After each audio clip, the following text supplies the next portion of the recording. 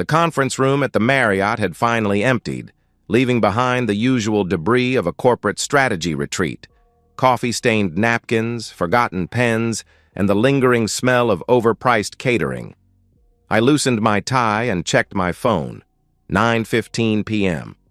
Sarah would be getting Ethan ready for bed soon, probably letting him stay up a few extra minutes to say goodnight to Daddy over FaceTime. 14 years of marriage had taught me the rhythm of our household. Sarah would have picked up groceries after work, helped Ethan with his homework, and by now they'd be settling into their evening routine. I'd promised to bring him back a small souvenir from Chicago, maybe one of those miniature Willis Tower keychains from the hotel gift shop. My phone buzzed with a text from Sarah. "Hope the meetings went well. Ethan's asking about you. Love you." I smiled, typing back quickly. "Tell him I'll call in 20 minutes. Can't wait to see you both tomorrow." The elevator ride to my room felt longer than usual. I was looking forward to getting home, to the simple pleasure of tucking Ethan into bed and hearing about his day. At 8 years old, he still believed his father could fix anything, solve any problem. That faith was both humbling and motivating. It made me want to be worthy of it. I had just kicked off my shoes when my phone rang. The caller ID showed Jim Morrison, our neighbor across the street, a retired veteran who kept an eye on the neighborhood with the vigilance of a man who'd seen too much chaos in his younger years. "Hello, Jim. Everything okay?" I answered. Jim's voice was shaky, uncertain. "Hey, I'm not sure how to say this, but I think something's wrong at your house." My stomach dropped. "What do you mean?" "Your boy's been screaming for hours," Jim explained. "I can hear him through the windows. No lights came on, no one's come in or out. I think he's locked in there alone." The words hit me like a physical blow. I sat down hard on the hotel bed, my mind struggling to process what I'd just heard. "That's impossible. Sarah's home. She just texted me an hour ago." "I'm looking at your house right now," Jim replied. "Her car's not in the driveway, hasn't been since this morning, but I can hear Ethan crying and it's been going on for a long time." My hands were shaking as I tried to call Sarah, straight to voicemail. I tried again. Same result. The third time, I didn't even wait for the beep. "Jim, I'm 3 hours out. Can you—" I started. "I already tried knocking," Jim interrupted. "The door's locked and I can't see inside. I didn't want to break in without talking to you first." I was already grabbing my keys, my mind racing. "Break it down. I don't care about the door. Just get to my son." "Already on it," Jim said. "I'll call you back." The drive home was a blur of highway lights and mounting panic. I tried Sarah's number dozens of times, each unanswered ring amplifying my fear and confusion. Where was she? How could she leave Ethan alone? This wasn't like her, or at least it wasn't like the woman I thought I'd married. I called her best friend, Kelly, hoping for some explanation. "Oh, hi," Kelly answered. She's not available right now." "Kelly, where is she?" I demanded. "Ethan's alone at the house." Silence. Then, in a voice that cracked with guilt, She's with someone. A friend. They went to dinner and—" "She left our 8-year-old son alone to go on a date?" I cut her off. "It wasn't supposed to be all night," Kelly said defensively. "She said she'd be back by 7, but then they went to his place and—" I hung up. The betrayal wasn't just infidelity. It was the abandonment of our innocent child. In that moment, I understood that the woman I'd shared my life with for 14 years was capable of something I never could have imagined. I pulled into our driveway at 12:30 a.m. to find Jim waiting on the porch, his weathered face grim. The front door hung open, the frame splintered where he'd kicked it in. "He's okay," Jim said quickly. "Scared, hungry, but okay." I gave him some water and a sandwich. I found Ethan curled up on the kitchen floor, still in his school clothes, his face streaked with dried tears. An empty wine glass sat on the counter, evidence of Sarah's priorities. When he saw me, he scrambled to his feet and ran into my arms. Daddy, I was so scared, Ethan sobbed.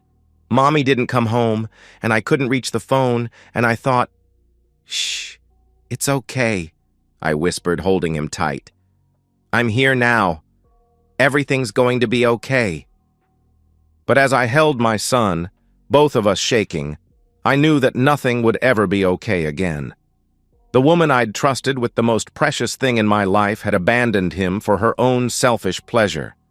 Some betrayals can never be forgiven, and some marriages can never be saved. That night, as I tucked Ethan into my bed so he wouldn't have to sleep alone, I made a decision that would change everything. Sarah had shown me who she really was. Now I was going to show her the consequences of that choice.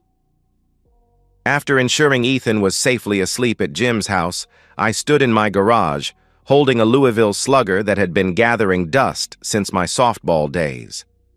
The weight felt familiar in my hands, comforting in a way that probably should have concerned me. But concern was a luxury I couldn't afford anymore. The 15-minute drive to the Riverside condominiums gave me time to think. Not about reconciliation or working things out. Those possibilities had died the moment I found my son crying on the kitchen floor. No, I was thinking about consequences, about what happens when someone abandons their child for selfish pleasure. I wasn't some hothead looking for a fight.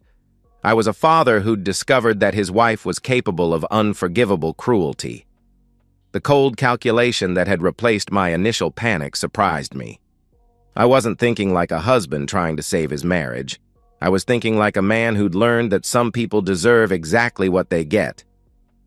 The condo complex's security gate was laughably easy to bypass, a simple matter of waiting for another car to exit and slipping through behind them.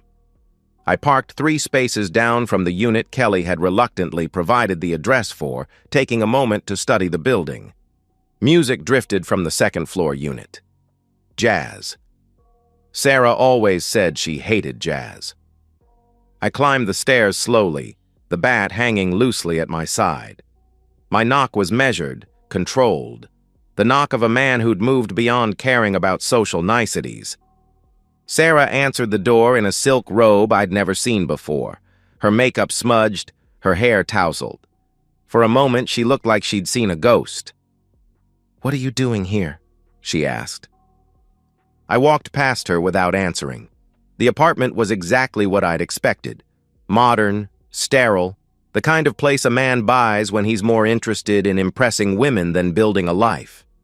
The younger man emerged from what I assumed was the bedroom, wearing only boxer shorts and a confused expression. "Who the hell are you?" he demanded. "I'm the father of the 8-year-old boy you helped abandon tonight," I replied calmly. His confusion shifted to understanding, then to fear as he noticed the bat in my hand. "Look, man, I didn't know—" "You didn't know she was married?" I interrupted. "You didn't know she had a child? Or you didn't know she'd left him alone and screaming while she came here to f*** you?" "I swear, I didn't know about the kid," he started. I moved faster than he expected, the bat connecting with his ribs before he could raise his hands. He doubled over, gasping, and I followed up with a measured blow to his shoulder. Not enough to cause permanent damage, but enough to ensure he'd remember this night for a long time. "Please," he wheezed. "I'm sorry. I'm sorry." "You're sorry you got caught," I said coldly. "There's a difference." Sarah was screaming something behind me, but her voice sounded distant, irrelevant. This wasn't about her anymore. It was about a man who'd participated in child abandonment, who'd helped a mother prioritize her own pleasure over her child's safety. I hit him once more, across the back, and he collapsed to the floor. Then I turned to Sarah, who was pressed against the wall, her face pale with shock. "You want to explain this?" I asked. "I lost track of time," she said frantically. "I was going to come home, but then we had dinner, and one thing led to another, and You abandoned our son," I stated. "I didn't abandon him," she protested. You left an 8-year-old child alone for 7 hours so you could come here and f*** this piece of shit," I said, my voice deadly quiet. Her attempts to explain became increasingly desperate. She talked about feeling neglected, about needing something for herself, about how she'd meant to come home earlier but lost track of time. Each word revealed the shallow selfishness that had driven her actions. I watched her with the detached interest of someone studying a specimen. This woman had shared my bed for 14 years, had given birth to my son, and I was just now seeing who she really was. The realization was almost liberating. "Is this the first time?" I asked. "What?" she replied, confused. "Is this the first time you've abandoned our son for another man?" "It's not like that," she started. "Answer the question." She looked at the floor. "No." I nodded slowly. "How many times?" "I don't know," she admitted. "A few. But I always came back before you did, and I always made sure he was fed and... You left him alone, multiple times, so you could come here." The affair partner was trying to sit up, blood trickling from his nose. I looked down at him with something approaching pity. "You knew she was married. You knew she had a child, and you still helped her abandon him?" "I didn't think," he mumbled. "No, you didn't think," I agreed. "You thought with your and now you're going to live with the consequences." I turned back to Sarah one last time. She was crying now, mascara running down her cheeks. But I felt nothing. No sympathy, no regret, no desire to comfort her. She'd killed whatever love remained between us the moment she chose this over our son. "The locks will be changed tomorrow," I said quietly. "Your things will be packed and waiting on the porch. If you want to see Ethan, you'll do it through lawyers." I walked toward the door, leaving them both bleeding and broken. Behind me, Sarah was pleading, begging for another chance, promising it would never happen again. But I was already thinking about the future, about the life Ethan and I would build without her. Some betrayals can't be forgiven. Some marriages can't be saved. And some people deserve exactly what they get. The next morning, I sat in my kitchen with a cup of coffee and a yellow legal pad, approaching the situation with the same methodical precision I'd use for a hostile takeover. The emotional chaos of the previous night had crystallized into something colder, more focused. I wasn't just seeking revenge. I was building a foundation for the life Ethan and I deserved. Jim knocked on the door at 7:30 a.m., his digital camera in hand. "Figured you might want some documentation," he said, gesturing toward the splintered door frame. "I got pictures of everything from last night, the house, the condition Ethan was in, timestamps on it all." I nodded gratefully. "You mentioned security cameras?" "Motion activated," Jim replied. "Covers my front yard and your driveway. Caught everything from about 4 p.m. yesterday until you got home." He handed me a flash drive. "Audio's clear too. You can hear the boy crying from outside." The footage was devastating. It showed Sarah leaving at 3:47 p.m., her car pulling out of the driveway while Ethan was still at school. The audio captured his voice starting around 6:30 p.m., calling for his mother, then crying, then the heartbreaking progression to hysteria as hours passed. No mother came, no lights turned on, just a frightened child, alone and abandoned. I made copies of everything, storing them in multiple locations. This wasn't just about a custody battle. This was about ensuring that everyone understood what Sarah was capable of. My first call was to Dr. Patricia Chen, a child psychologist whom several colleagues had recommended. "I need to establish care for my son immediately," I explained. "There's been a traumatic incident involving abandonment." "Can you bring him in this afternoon?" she asked. "Yes, but I need this documented," I replied. "Official records, professional assessment, the works. This isn't just about helping him heal, it's about protecting him legally." Dr. Chen understood immediately. "I'll prepare a comprehensive evaluation. Bring any documentation you have of the incident." The school was my next stop. Principal Martinez listened with growing concern as I explained the situation. "We'll need to update Ethan's emergency contacts immediately," she said. "Sarah is currently listed as primary." "Remove her entirely," I instructed. "I'll provide you with a court order as soon as I have one." "And if she comes to pick him up?" Principal Martinez asked. "She doesn't have that right anymore. I'll have my attorney send you official documentation by this afternoon." The attorney was David Brennan, a family law specialist whose reputation for aggressive representation had earned him both respect and fear in the legal community. His office was downtown, occupying 2 floors of a glass tower that spoke to his success. "Child abandonment is a serious charge," he said after reviewing the evidence. "The documentation you've provided is extremely compelling. Security footage, witness testimony, medical records. This is about as solid as these cases get." "What about custody?" I asked. "With this evidence?" "You'll get sole custody, probably supervised visitation for her. The court doesn't look kindly on parents who abandon their children for affairs." "I want more than custody," I said. "I want her completely removed from our lives." Brennan raised an eyebrow. "That's ambitious. What are you thinking?" "I'm thinking that a woman who abandons her child for selfish pleasure deserves to face the full consequences of that choice, legally, financially, socially, everything." "I can work with that," he said with a slight smile. "But we'll need to be smart about it. Methodical. Let her mistakes do the work for us." That afternoon, I picked up Ethan from school and took him to Dr. Chen's office. The session was difficult, watching my son struggle to understand why his mother had left him alone, why she hadn't come home, why Daddy was so angry. But it was also validating. Dr. Chen's preliminary report documented clear signs of trauma and abandonment anxiety. "He's a resilient child," she told me afterward. "But this kind of betrayal from a primary caregiver can have lasting effects. He's going to need consistent, stable care to rebuild his sense of security." "He'll have it," I promised. "Whatever it takes." That evening, I began making phone calls. Not to gossip or seek sympathy, but to ensure that our close friends and family understood what had happened. I started with Sarah's parents, Robert and Margaret, who'd always treated me like a son.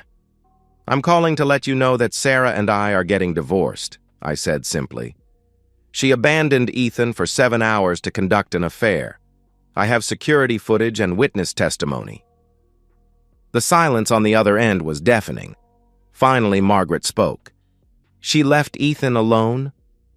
"From 3:47 p.m. until I got home at 12:30 a.m., I confirmed. "He was crying for hours. The neighbors heard him." "Oh my God!" Robert's voice was strained. "Are you sure?" "I have it on video," I replied. "I also have photos of the condition he was in when I found him." The conversation that followed was painful, but necessary.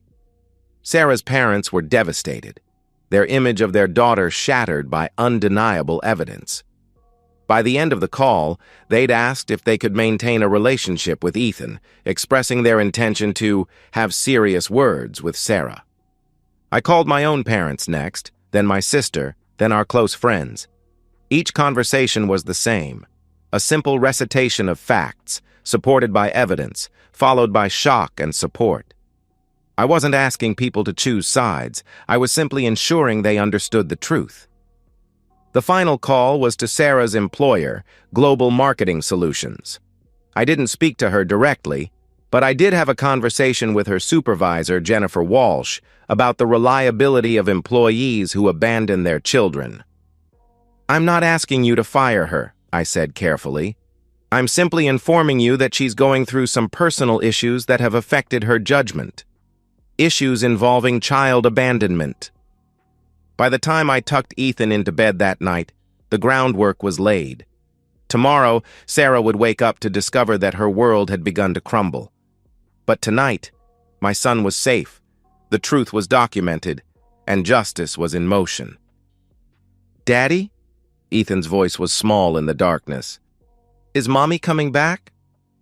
I sat on the edge of his bed, choosing my words carefully. Mommy made some very bad choices, buddy. But you're safe now, and that's what matters. Did I do something wrong? He asked. No, son. You did nothing wrong. This is about grown-up problems that have nothing to do with you. As I watched him fall asleep, I felt a cold satisfaction settling over me. Sarah's actions had given me something I'd never expected: complete moral authority. She'd handed me every tool I needed to rebuild our lives without her interference. Tomorrow, the real work would begin. The first domino fell at 8:15 a.m. when Jennifer Walsh called Sarah into her office. I learned about it later from Jennifer herself, who'd become unexpectedly cooperative after our conversation about employee reliability issues. Sarah seemed confused at first, Jennifer told me during our follow-up call. She kept asking what this was about, like she genuinely didn't understand why abandoning her child might be relevant to her employment. Global Marketing Solutions prided itself on being a family-friendly company. Their marketing materials featured smiling parents and happy children. Their corporate values emphasized integrity and responsibility. Having an employee who abandoned her child for an affair was a public relations nightmare waiting to happen.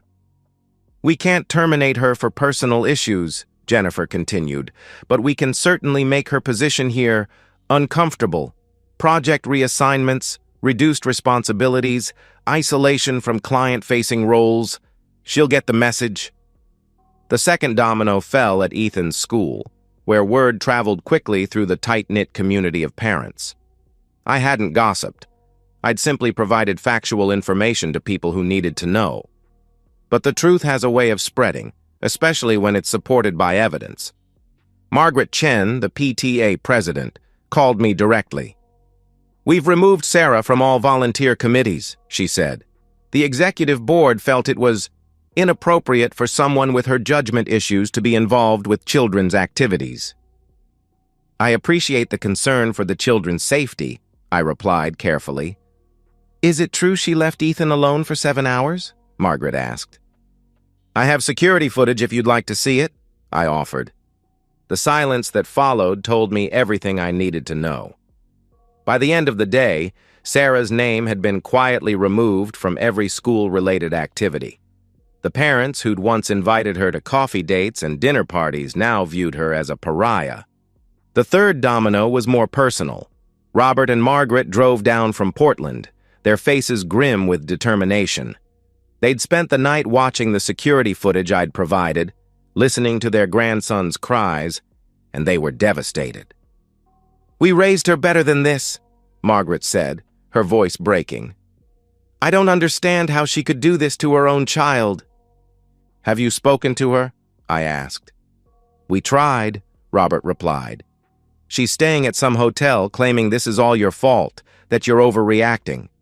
She actually had the nerve to say that what she did was normal, that lots of parents leave their kids alone for a few hours." 7 hours isn't a few hours, I pointed out. "We told her the same thing," Robert said. "We also told her that if she ever abandons Ethan again, she'll lose us too." Their support was unexpected but welcome. Sarah's own parents had chosen their grandson over their daughter, recognizing that some actions are unforgivable regardless of blood relation. The fourth domino involved the affair partner, whose name I'd learned was Marcus Webb. His wife, Lisa, had been contacted by a mutual friend who'd seen the security footage. The conversation that followed was apparently explosive. "She filed for divorce yesterday," Jim reported, having heard the details from a neighbor who worked at the family law firm Lisa had retained. "Took half his assets, full custody of their kids, and she's pushing for maximum alimony because of the adultery clause in their prenup." "Good for her," I said. "Gets better," Jim continued. "She also called his employer. He's some kind of regional sales manager for a pharmaceutical company. They're very strict about morality clauses, especially when it involves child endangerment." Marcus's professional life began crumbling as quickly as his personal one. His employer, concerned about liability issues and corporate reputation, had placed him on administrative leave pending investigation.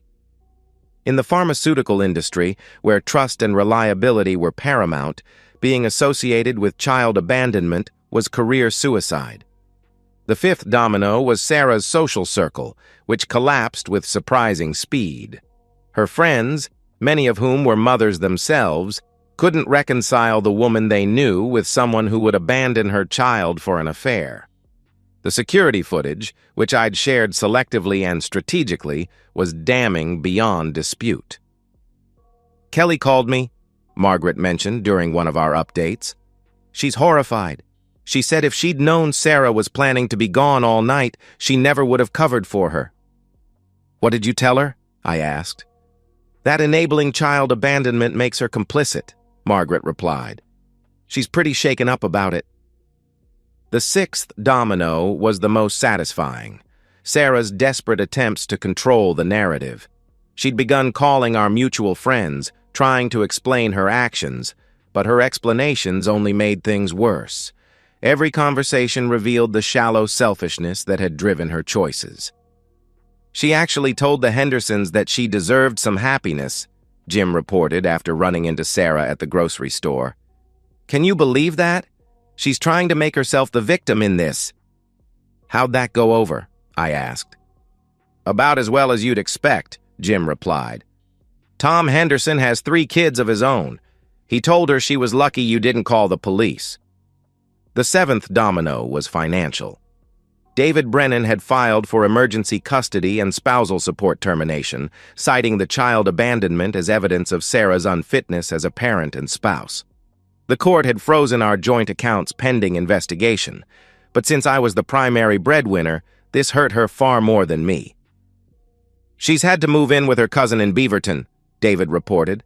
"The hotel was too expensive and she can't access the joint funds. She's also received notice that her credit cards are being canceled." "Is she fighting the custody order?" I asked.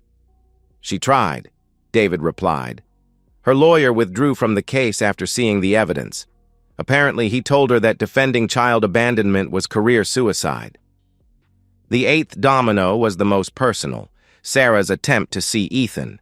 She'd shown up at his school, demanding to pick him up, only to be turned away by security. Principal Martinez had called me immediately. "She was very upset," Martinez reported. "She kept saying she had rights as a mother, that this was all a misunderstanding. But the court order was clear: no unsupervised contact." "How is Ethan handling this?" I asked. "He's confused," Martinez replied. "He asked why Mommy looked so sad. Dr. Chen suggested we maintain the routine until the custody hearing." The ninth domino was professional.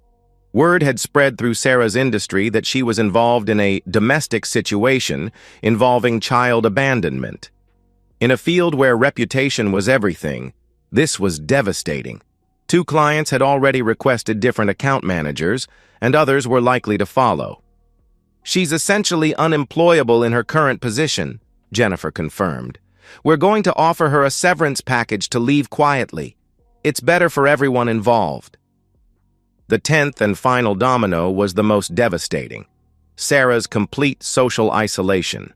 She'd been removed from social media groups, disinvited from events, and ostracized by the community that had once welcomed her. The woman who'd once been involved in every school function and neighborhood gathering had become persona non grata.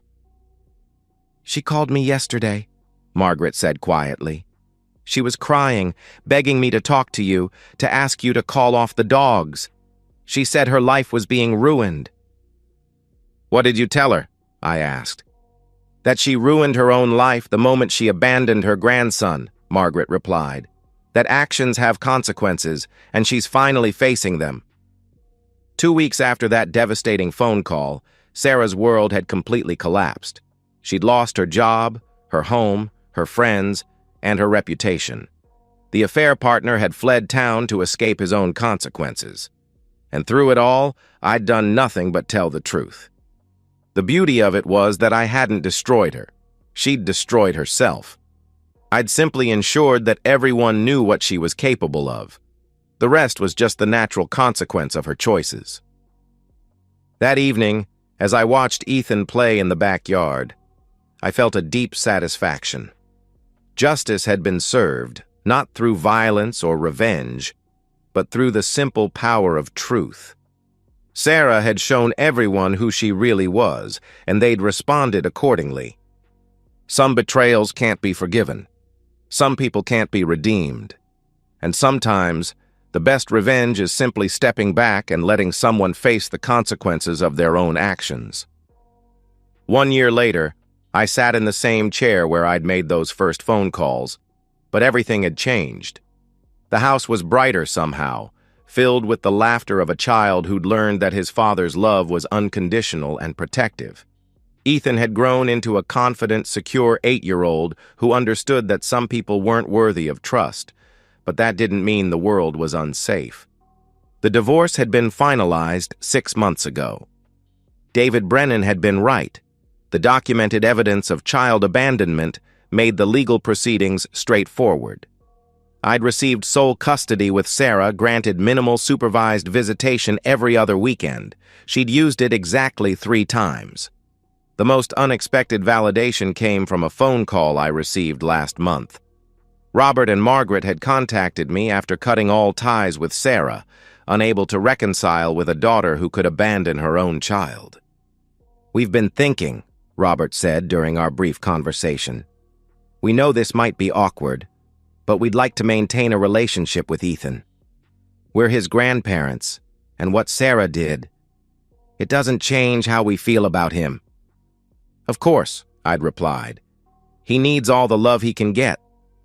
Their support had provided a validation that transcended legal victory. Even Sarah's own parents had recognized that some actions are unforgivable, that blood doesn't excuse the inexcusable. Sarah's complete downfall had been more thorough than I'd imagined possible.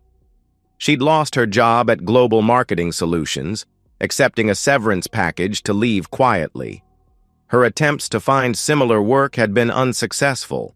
Word travels fast in professional circles, and abandoned child for affair isn't the kind of reference that opens doors.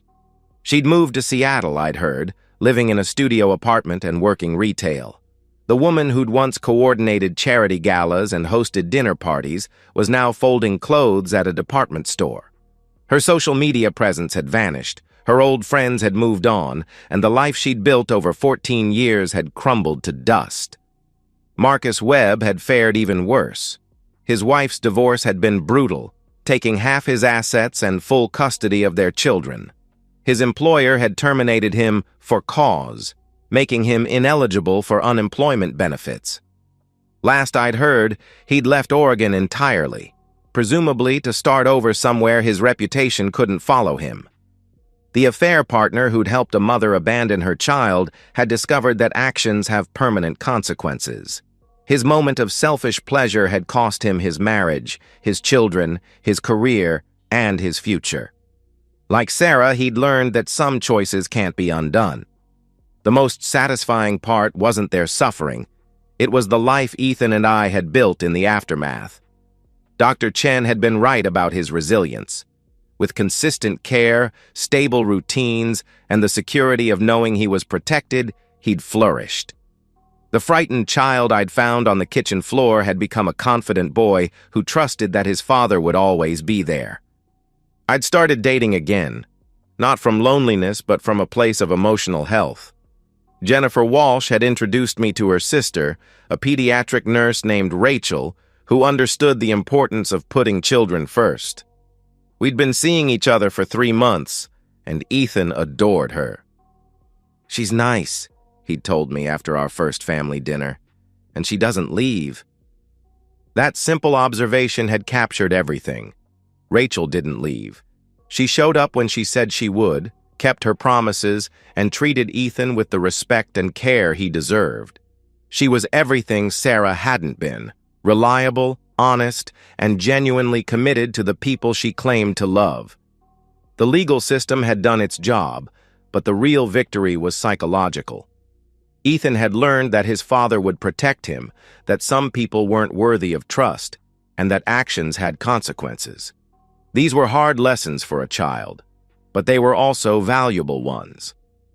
As I watched him play in the backyard, building an elaborate fort with the confidence of a child who felt safe in his world, I understood that the best revenge hadn't been the confrontation or the social destruction. It had been this, the life we'd built based on trust, stability, and genuine care rather than the hollow promises that had defined my marriage. I'd become the father Ethan deserved all along, and that transformation was worth more than any revenge.